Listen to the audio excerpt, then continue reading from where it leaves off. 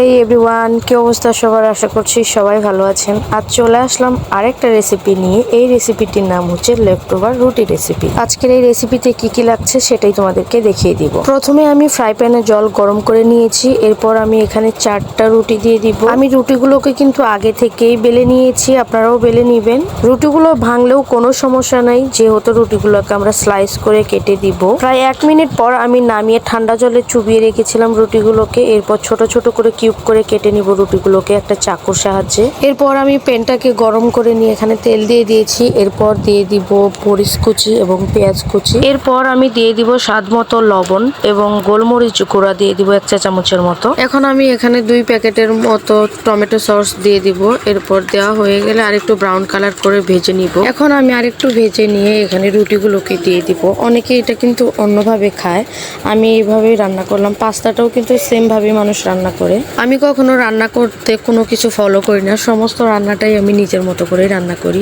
এরপর রুটিটার মধ্যে আমি 1 কাপের মতো দুধ দিয়ে দিব। দুধটা কিন্তু আমি আগে থেকে হালকা একটু জাল করে নিয়েছিলাম। এরপর কিন্তু কুসুম গরম অবস্থায় এই দুধটা কিন্তু আমি রুটিটার মধ্যে ঢেলে দিলাম।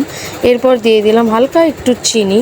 এখন দিব চিজটা আমি কিভাবে বানাই আমি নেক্সট ভিডিওতে দেখিয়ে দিব। আমি কিন্তু বাজার থেকে চিজটা কমই কিনি, কেননা বাজারের চিজটা কিন্তু আঠালো হয় না, কিন্তু আমি বাসায় যেটা বানাই সেটা কিন্তু আঠালো হয়। আমার রান্নাটা কিন্তু কমপ্লিট। এরপর কিন্তু আমি নামিয়ে সার্ভ করে দেখিয়ে দিচ্ছি কেমন হয়েছে। এই যে দেখতেই পারছো, এটা কিন্তু দেখতে প্রচন্ড লোভনীয় লাগছে, আর এটা খেতে কিন্তু অনেকটা ইয়ামি হয়। এর রেসিপি কিন্তু আমার ইউটিউব চ্যানেলেও দেওয়া আছে, চাইলে তোমরা বাসায় বানিয়ে ট্রাই করতে পারো। এটা কিন্তু অত্যন্ত সুস্বাদু হয়। যদি আজকের এই রেসিপিটি তোমাদের কাছে ভালো লেগে থাকে তাহলে লাইক কমেন্ট শেয়ার করে দিও। দেখা হবে পরবর্তী নেক্সট কোনো ভিডিও। তো আজকের মতো এখানেই বিদায় নিচ্ছি। সবাই ভালো থাকবেন, সুস্থ থাকবেন, টাটা।